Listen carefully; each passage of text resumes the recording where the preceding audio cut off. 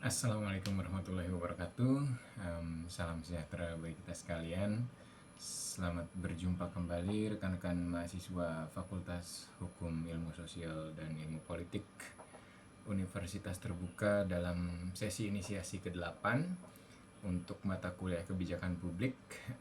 Kita sudah memasuki tahap policy change atau perubahan kebijakan, atau dapat juga dikenal dengan terminologi revisi kebijakan.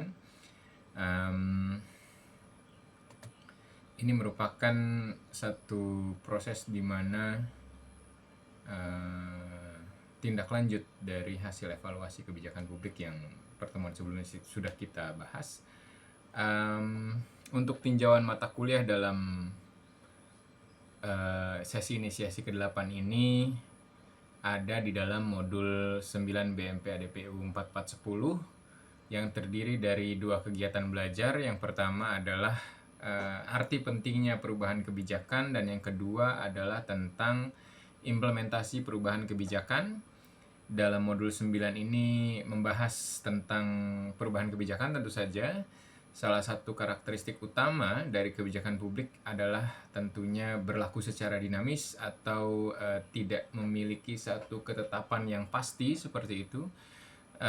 Kebijakan publik muncul tentu saja merupakan sebuah konsekuensi rasional karena didorong oleh adanya kebutuhan yang memang selalu berubah, bahwa sesuatu hal itu tidak ada yang abadi di dunia ini kecuali perubahan itu sendiri, dan manusia itu adalah makhluk yang senantiasa melakukan perubahan. Suatu kebijakan publik yang dinilai penting oleh pemerintah dan juga masyarakat selanjutnya ini diimplementasikan, dan tentu saja akan ada yang berhasil mencapai tujuan, dan mungkin ada pula yang tidak mampu mencapai ekspektasi yang diharapkan.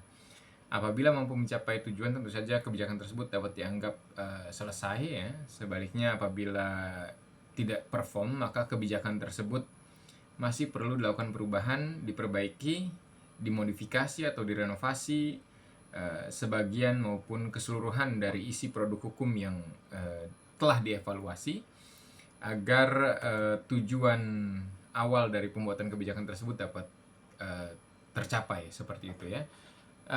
Skenario pembelajaran dalam inisiasi sesi ke-8 ini adalah, yang pertama, rekan-rekan mahasiswa diharapkan mempelajari modul 9 BMP ADPU 4410 secara mandiri ya.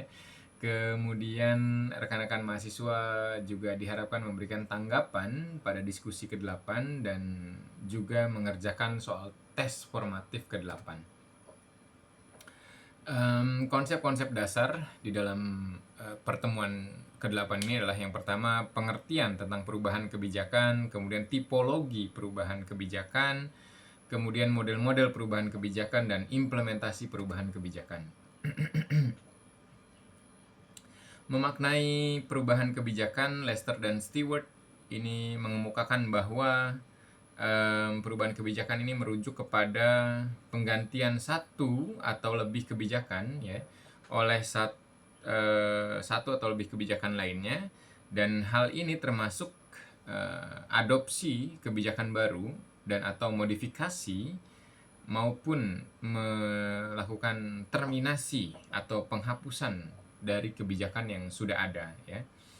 Sedangkan menurut Anderson, revisi kebijakan dapat berbentuk salah satu dari tiga bentuk sebagai berikut. Yang pertama itu perubahan kecil atau sedikit ya, atau perubahan minor di dalam suatu kebijakan. Kemudian penetapan statuta baru dalam bidang kebijakan tertentu, dan yang ketiga perubahan secara masif ya atau signifikan mengenai kebijakan publik sebagai konsekuensi dari penyesuaian terhadap hasil pemilihan umum, misalkan seperti itu. Kemudian ada beberapa faktor ya yang menyebabkan terjadinya perubahan kebijakan. Anderson ini memiliki point of view tersendiri. Yang pertama adalah faktor internal. Kemudian Hogwood dan Gunn ini memandang ada 4 hal yang menyebabkan terjadinya perubahan dalam suatu kebijakan. Yang pertama adalah masalah yang dihadapi tentu saja senantiasa berubah. Kemudian adanya kearifan dalam mengemukakan problematika yang juga tentu saja mengalami perubahan. Kemudian yang ketiga, research yang diperlukan untuk mengatasi masalah juga turut mengalami perubahan. Dan yang keempat, tuntutan terhadap jenis-jenis kebijakan publik yang juga mengalami perubahan. Untuk tipologi atau jenis perubahan kebijakan, ada beberapa tokoh yang mengemukakan tipologi perubahan kebijakan. Peters ini mengemukakan 4 tipologi setidaknya. Yang pertama linear, kemudian non-linear, consolidation, dan splitting ya. Kemudian Roberts dan King ini memiliki 2 kategori untuk perubahan kebijakan. Yang pertama adalah first order change atau pengaturan sederhana terhadap sistem yang ada. Kemudian yang kedua adalah second order change atau perubahan mendasar pada sistem, bukan pada salah satu bagiannya. Model-model perubahan kebijakan ya, Lester dan Stewart ini ada 3 model perubahan kebijakan yang mereka kemukakan.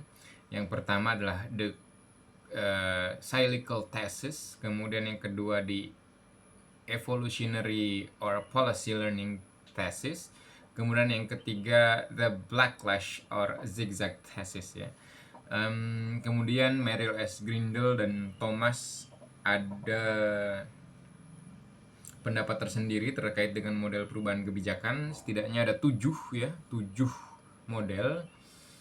Yang pertama adalah class analytic approaches, kemudian yang kedua pluralist approaches, kemudian yang ketiga public choice approaches, kemudian yang ketiga state-centered models of policy choice, kemudian yang keempat ada rational actor models, kemudian yang kelima ada bureaucratic politics approach, yang keenam ya, kemudian yang terakhir ada the state interest approach ya.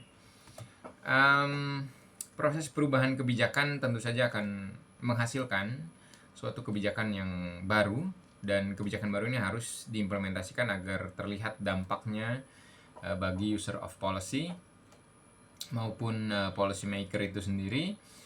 Mengimplementasikan kebijakan yang baru, hasil dari perubahan kebijakan yang sudah dilakukan ini harus lebih hati-hati karena proses implementasinya tetap merupakan proses yang sulit, kompleks, penuh tantangan, dan tentu saja dinamis ya.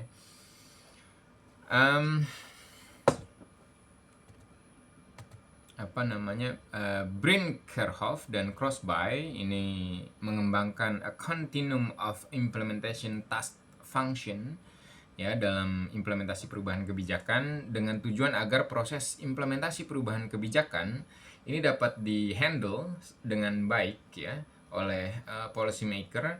Kemudian kontinum tersebut menggambarkan pencampuran antara strategi implementasi dengan taktik implementasi dan teknik operasional perubahan kebijakan.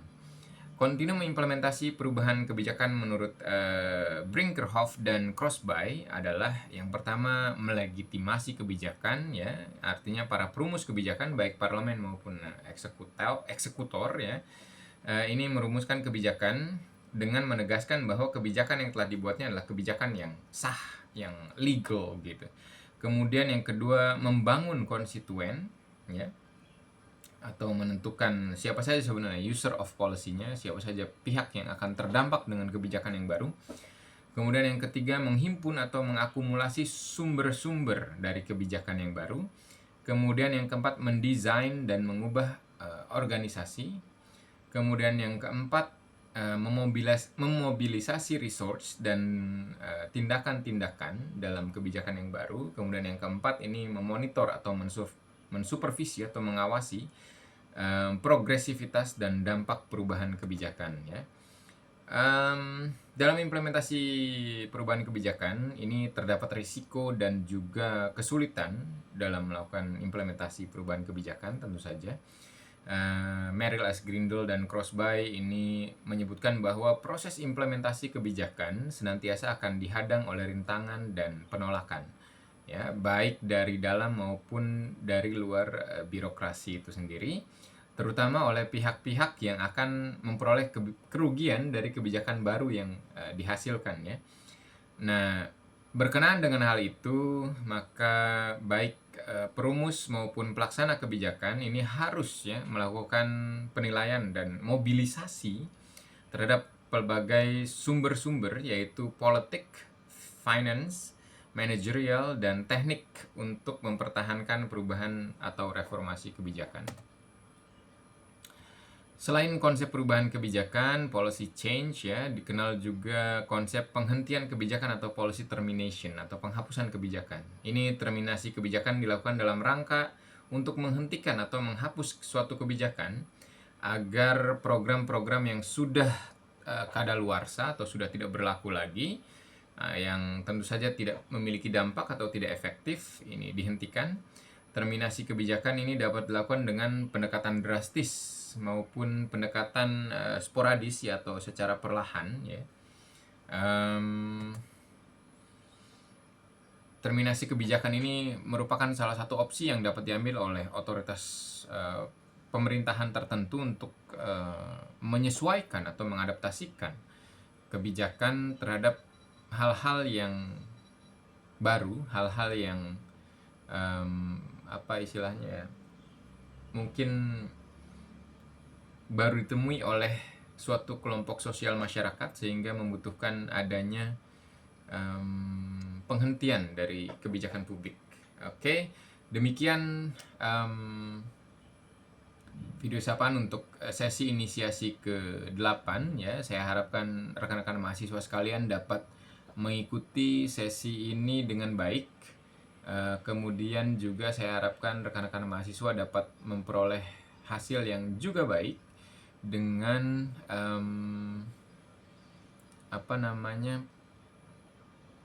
perolehan pengetahuan tentu saja terhadap materi yang akan kita kaji bersama-sama, baik nanti dalam forum diskusi maupun pada proses ya pencatatan tugas-tugas yang sebelumnya sudah rekan-rekan mahasiswa laksanakan.